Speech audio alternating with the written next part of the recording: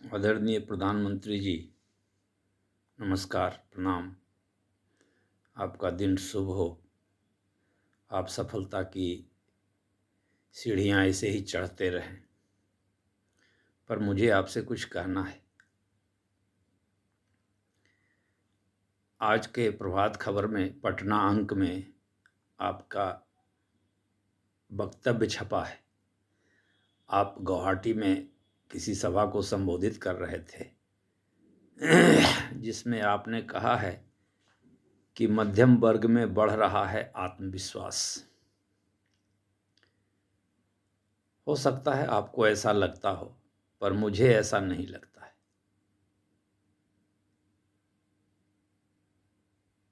मध्यम वर्ग में आत्मविश्वास बढ़ने का क्या कारण है मुझे पता नहीं।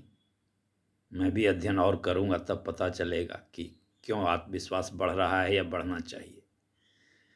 पर मेरा आत्मविश्वास तो गिरा हुआ है। जब से कुंभ शुरू हुआ है, रेलगाड़ियों की हालत खराब है। मैं 26 तारीख को दिल्ली से पटना लौटा मगध एक्सप्रेस से। तो 27 की सुबह में जब प्रयागराज गाड़ी पहुंची तो तीर्थयात्री लोग, कुंभ में स्नान करने वाले लोग AC 3 डब्बे में काबिज हो गए, जहां उनको जगह मिली। मतलब उन्होंने अनाधिकृत सीट पर कब्जा कर लिया। तो इससे मेरा आत्मविश्वास गिरेगा कि बढ़ेगा, यह तो आप ही बता सकते हैं। पूरे कुंभ के दौरान अखबार की यह मुख्य खबर रहती है कि भीड़ ने AC डब्बे पर कब्जा कर लिया, अंदर से बंद कर लिया, भीड़ ने शीशे तोड़ दिए, आदि आदि आदि। रेल प्रशासन असफल रहा क्राउड मैनेजमेंट में और लोगों को सुविधा दिलाने में। तो अब आप बताइए कि आत्मविश्वास बढ़ेगा कि घटेगा, बढ़ना चाहिए कि घटना चाहिए। मैं 14 फरवरी को बिहार के पटना के राजेंद्र नगर स्टेशन पर कुंभ जाने के लिए गया।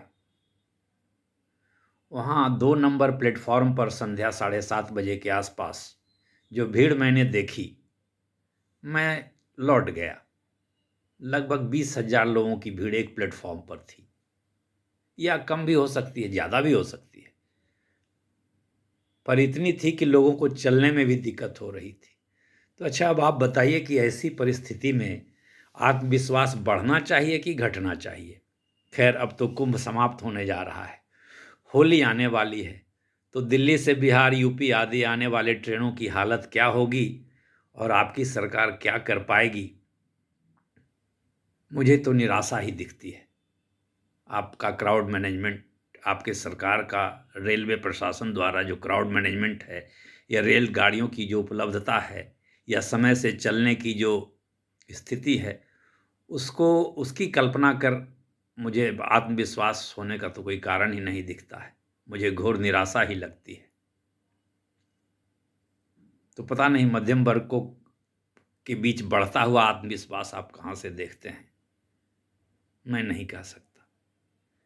आप 85 करोड़ लोगों को मुफ्त अनाज दे रहे हैं, आपके पास इतना पैसा है, लेकिन कोरोना के पीरियड में सरकारी कर्मचारियों का DA आप जो रोक लिए, उसको क्यों नहीं रिलीज कर देते हैं? थोड़ा आत्मविश्वास हम लोग का भी बढ़ेगा। बड़े बड़े उद्योगपति कितने अरबों खरबों कर्ज लेकर के खाकर पचा गए, किसी को सजा नहीं हुई।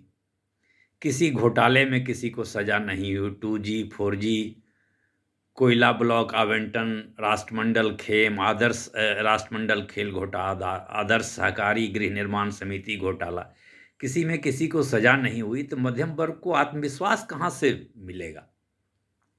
जब देश में कोई कानून का राज ही नहीं रहेगा, तो आत्मविश्वास कहाँ से आएगा?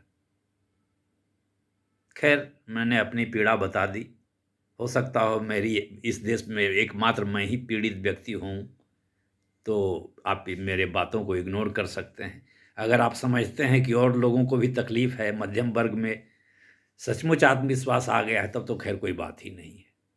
मेरी समझ से कहीं से कोई आत्मविश्वास नहीं है। सब लोग आपाधापी लूट लपेट में लगे हुए हैं और कुछ नहीं है।